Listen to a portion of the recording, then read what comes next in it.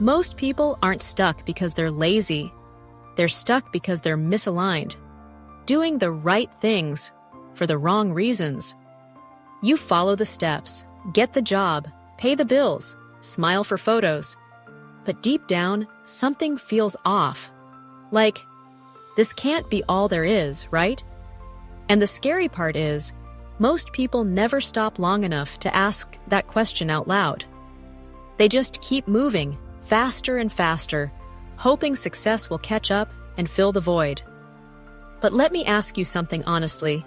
Have you ever had a quiet moment where everything looked fine from the outside, but inside you felt empty, disconnected, like you were living someone else's idea of a good life? That's not failure, that's a signal.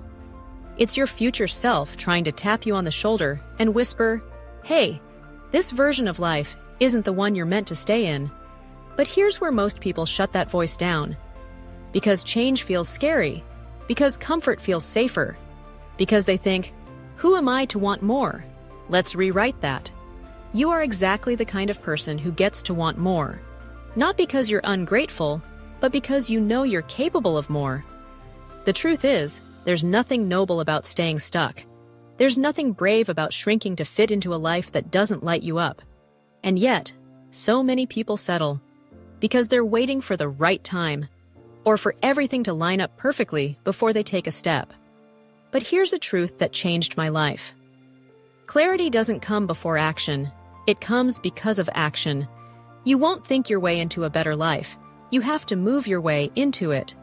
And it starts by getting honest about what's not working and being brave enough to ask, what if there's another way? Because there is. There's a way to build a life that aligns with your values, your energy, your goals. A life that doesn't burn you out or box you in.